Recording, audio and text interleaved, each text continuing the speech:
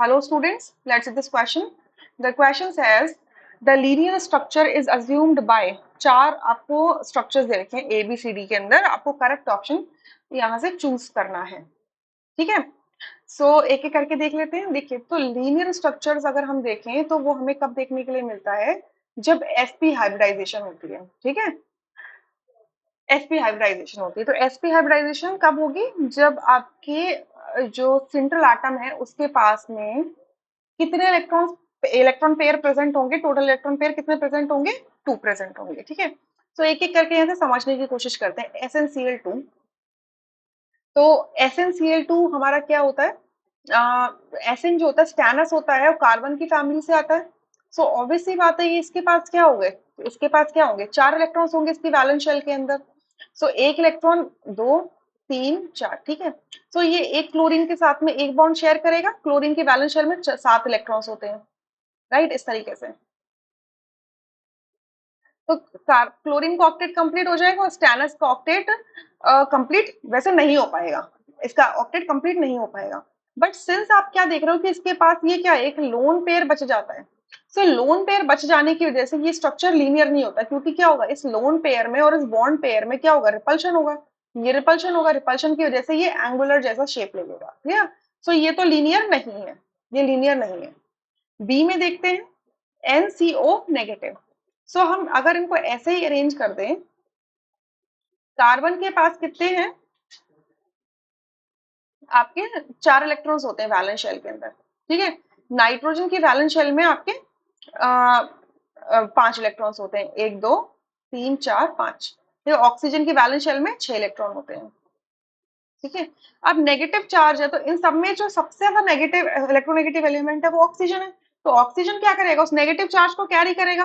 तो negative charge होने की वजह से इसके पास एक पेयर इलेक्ट्रॉन का क्या एक्स्ट्रा है, या एक इलेक्ट्रॉन क्या है ज्यादा है इसके पास, एक इलेक्ट्रॉन क्या है ज्यादा है, तो एक इलेक्ट्रॉन पेयर बोल दूंगी। ठीक है, यहाँ पर मतलब नेगेटिव चार्ज का मतलब एक इलेक्ट्रॉन एक्स्ट्रा हो गया ना। सो वैलेंस शेल में अब इसके 7 इलेक्ट्रॉन हो गए। सो देखो, अगर हम इलेक्ट्रॉन्स को इस तरीके से अरेंज करते हैं तो हम क्या देख सकते हैं, इस तरीके से कर देते हैं कि कार्बन के 3 इलेक्ट्रॉन यहाँ पर, नाइट्रोजन के 3 इलेक्ट्रॉन यहाँ पर, और 2 यहाँ पर, और कार्बन का 1 इलेक्ट्रॉन यहाँ पर। बस अरेंजमेंट मैंने थोड़ी सी अलग कर दी है। तो नाइट्रोजन को ऑक्टेट कंप्लीट करने के लिए 3 इलेक्ट्रॉन चाहिए, तो ये 3 इलेक्ट्रॉन कार्बन के साथ शेयर करेगा, इसका ऑक्टेट कंप्लीट हो जाएगा। कार्बन को ऑक्टेट कंप्लीट करने के लिए अब एक और इलेक्ट्रॉन चाहिए। ठीक है, तो ये ऑक्सीजन के एक इलेक्ट्रॉन के साथ शेयर करेगा। ऑक्सीजन के पास ऑलरेडी क्या था, एक नेगेटिव चार्ज था। तो ओवरऑल आप क्या देख रहे हो कि जो सेंट्रल एटम है, जो सेंट्रल एटम कार्बन है, इसके इसके पास में कोई भी क्या है, लोन पेयर नहीं है। इसकी वजह से ये शेप कैसा होगा, लीनियर होगा। ठीक है, अगर लोन पेयर है भी तो वो टर्मिनल एटम्स पे, नाइट्रोजन और ऑक्सीजन पे, तो उसकी वजह से शेप की प्रॉब्लम नहीं आएगी, सेंट्रल एटम पे तो नहीं है। तो ये कैसा है, हमारा लीनियर है। ठीक है, अब सी को देखो, NO2 positive. NO2 positive, nitrogen और ऑक्सीजन में आपका लेस इलेक्ट्रोनेगेटिव नाइट्रोजन है, तो पॉजिटिव चार्ज किस पे आएगा, नाइट्रोजन पे। नाइट्रोजन की वैलेंस शेल में कितने इलेक्ट्रॉन्स होते हैं, 5 होते हैं। तो पॉजिटिव चार्ज का मतलब कितने हो गए, 4। सो 1, 2, 3, 4, और ये इसका पॉजिटिव चार्ज है। ऑक्सीजन की वैलेंस शेल में 6 होते हैं, 1, 2, 3, 4, 5, 6। 1, 2, 3, 4, 5, 6। ठीक है, तो ऑक्सीजन क्या करेगा, यहाँ से 2 इलेक्ट्रॉन शेयर करेगा तो इसका ऑक्टेट कंप्लीट, यहाँ से ये वाला ऑक्सीजन शेयर करेगा तो इसका भी ऑक्टेट कंप्लीट, और ऐसे शेयरिंग से नाइट्रोजन का ऑक्टेट भी कंप्लीट हो जाएगा। तो अगेन सेंट्रल एटम पे कोई लोन पेयर नहीं है, तो ये स्ट्रक्चर भी कैसा होगा, लीनियर होगा। ठीक है, ठीक है, ये लीनियर है। अब CS2 को देखते हैं, डी पे। कार्बन कार्बन की वैलेंस शेल में 4 इलेक्ट्रॉन। ठीक है, सल्फर क्या करेगा, ऐसा अरेंज कर लो।